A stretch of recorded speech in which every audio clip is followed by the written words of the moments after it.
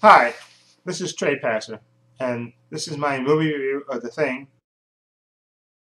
the prequel to this movie, John Carpenter's 1982 version of The Thing, with spoilers. Okay, and this is my movie ticket, just to show you that I went. You can see that, The Thing. I went to the AMC in Manhattan. Okay, I just got back a little while ago, and I want to get this video up. Oh, okay. This is a prequel to the 1982 version, like I said. When I first saw the trailer for this, I think about 2 months ago, I wasn't sure. I thought it was a remake, but you know, after I found out through a fellow YouTuber and also reading about it on the internet that this was actually a prequel. Okay, this movie takes place. This is what happens before. You know, it takes place at the Swedish camp where the other one version took place. The 1982 version took place at the American camp. Okay. The stars of this movie are Mary Beth Winston. She played Ramona Flowers in Scott Pilgrim Saves the World, and she also was Bruce Willis's daughter in that Die Harder movie, the last one. Okay, so you know who she is. And also Eric Christensen Olsen. I think he's in NCIS Los Angeles, and he also played. He was in the sequel to no, excuse me, the prequel to Dumb and Dumber, playing the Jim Carrey character. So you know who he is.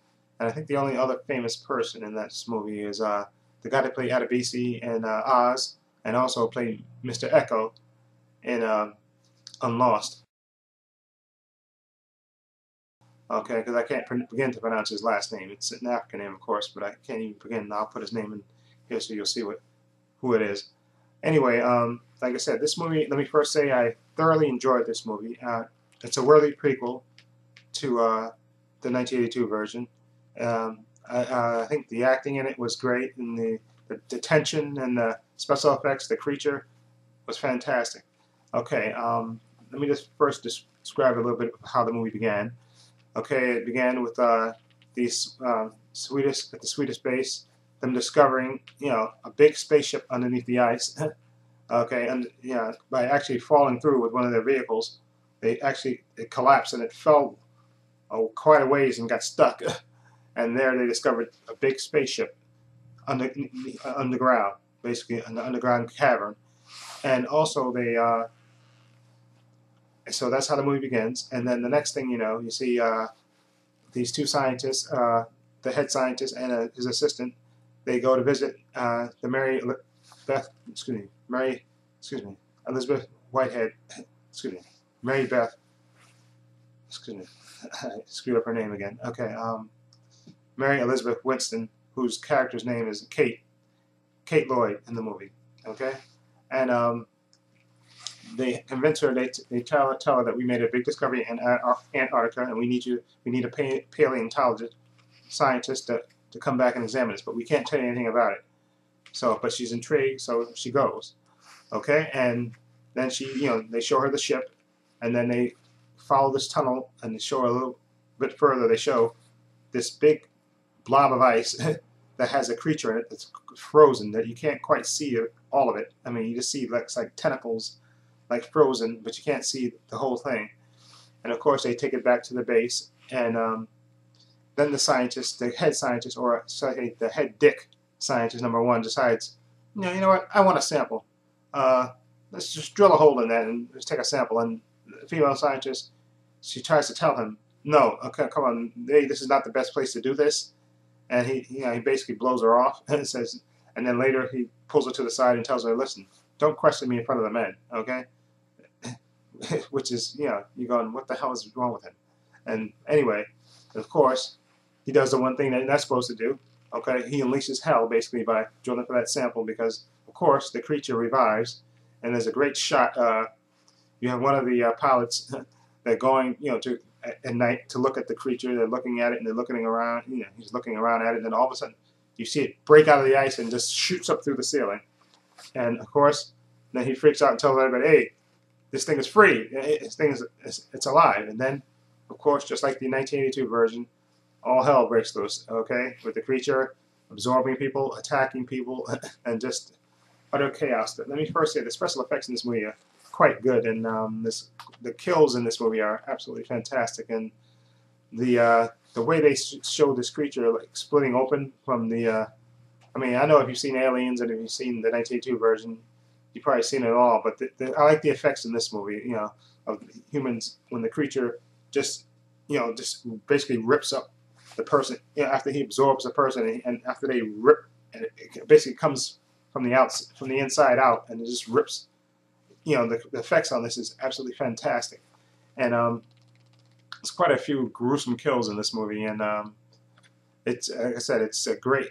It's great. There's tension in this movie. There's suspense, and there's like I said, it's dark humor in it, and like I said, it's a worthy sequel to prequel to the 1982 version. Okay, they explain, although the way they set this movie up, I think they might be making, if it makes enough money, they're going to be making a prequel to another sequel to this movie. Okay, which will probably be even more, because if you follow my logic in this, the 1982 version was at the American camp. This version was at the Swedish camp.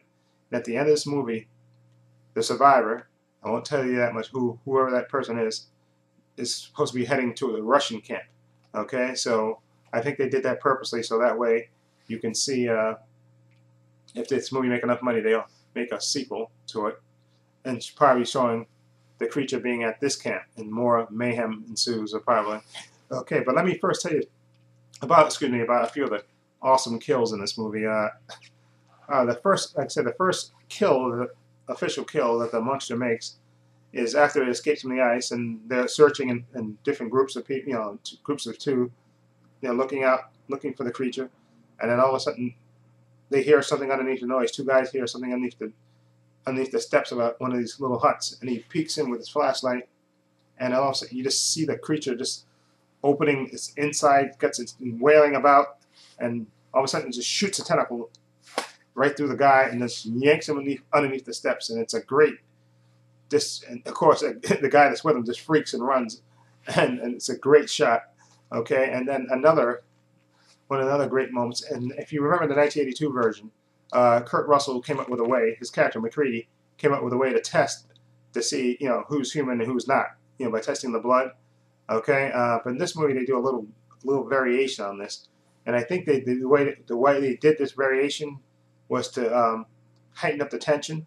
Okay, the test that she does in this, because early in the movie they find out that the creature, when they're examining one of the victims, they figure out that the creature cannot absorb, it can't imitate non-organic material. So like if you had fillings, or if you had a metal brace put in your arm or something, or hip surgery or something, and the creature couldn't absorb, they couldn't do that. So what they decided to do is to see who had dental work, because of course the creature can't imitate fillings and stuff. So they go one at a time. With one guy with a flamethrower, and the female scientist is looking through their mouths.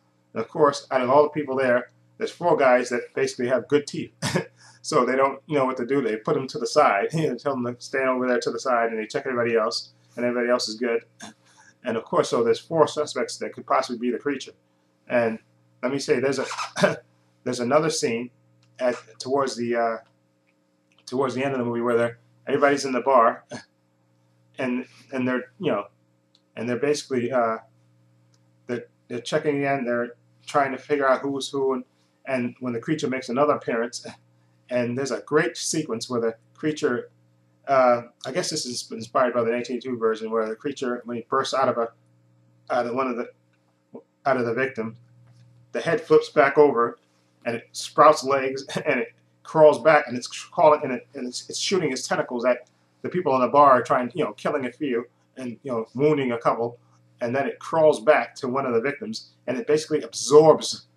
I mean, it just basically it's the way they describe it. It just kind of melds into another victim on the floor, and it just absorbs him into its mass, and then it goes on to try to kill more people, and I found that effect great. And like I said, this movie has great special effects in it, and great scares and great jump scares and stuff. So like I said, I thoroughly enjoyed it, and I think anybody else watching this movie, especially if you're a fan of the 1982 version, you'll like this. I think this is a worthy prequel to this movie. And of course, the movie ends, of course, the way that first movie begins.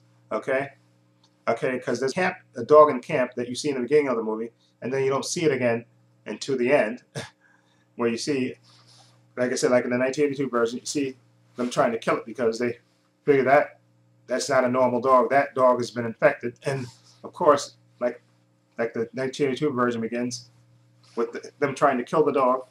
This movie ends with them trying to kill the dog.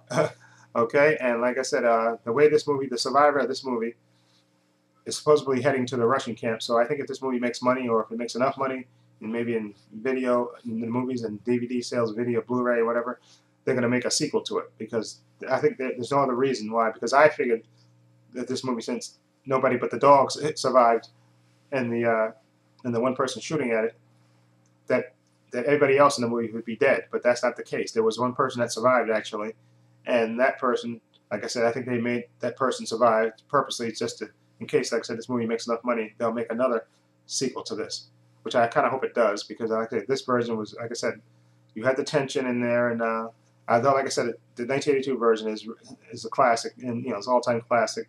And I know you can't exactly remake a classic, but I like this version. It had enough scares in it. The special effects was great. The acting was top-notch, and the tension between who's the creature, who's not the creature, and the creature chasing him around was fantastic. Okay, and like I said, if I was to give this movie, I would give it I would give it 3 stars. Okay, it was a worthy prequel to the 1982 version.